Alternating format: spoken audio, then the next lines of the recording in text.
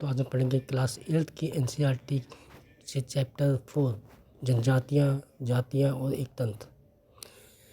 इस अध्याय में भारत की जनजातियों, घुमंतू समुदायों और स्थायी बसे हुए समाजों के जीवन और परंपराओं और उन पर हुए राजनीतिक सामाजिक परिवर्तनों के बारे में बताया गया है। जनजातियाँ कौन होती हैं? जनजातियाँ वे लोग थे जो जंगल, पहाड़, घाटियों में रहते थे, अपने नियम स्वयं बनाते थे, राजा या बड़ी जातियों के नियंत्रण में नहीं रहते थे, खेती शिकार, फल सब्जियां जमा करके जीवन भी जीते थे। इनमें जाति प्रथा नहीं थी, सब लोग बराबर होते थे, कोई ऊंच नीच नहीं थी।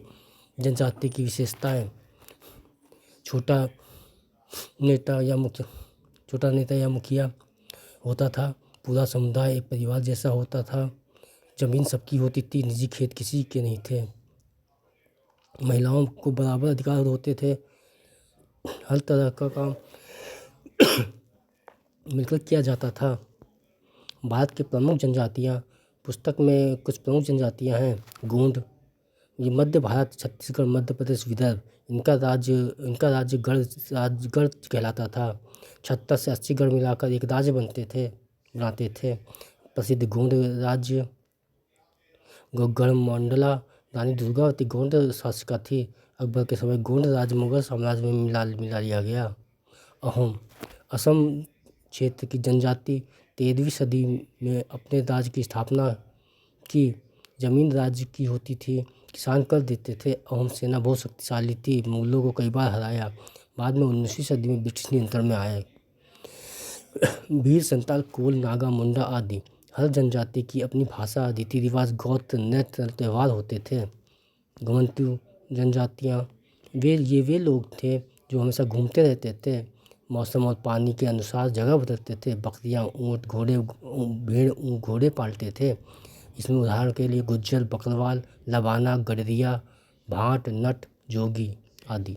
ये लोग व्यापार, दूध, ऊन, मनोरंजन का काम करते थे। शिकार करने वाले समुदाय, कुछ जनजातियाँ शिकार पर निर्भर थी। बैगा शिकार करते थे, खेती पाप मानते थे।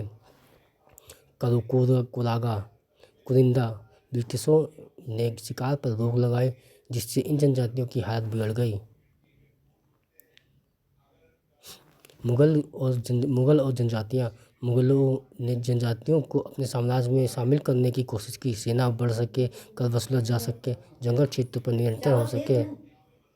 जनजातियाँ अपनी आज़ादी पसंद करती थी, लेकिन धीरे धीरे साम्राज्य में शामिल हुई।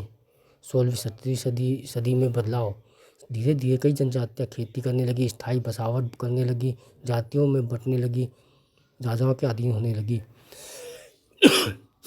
इससे उनका पुराना स्वतंत्र जनजातीय ढांचा बदल गया। अहम विषय एक तंत्र क्या है? जब कोई जनजाति धीरे धीरे बड़ा राज्य बनाती है, सेना बनाती है, कर वसूली शुरू करती है, नियम कानून बनाती है, तो इसे एक तंत्र की शुरुआत माना जाता है। गोंड और अहोम इसके उदाहरण हैं।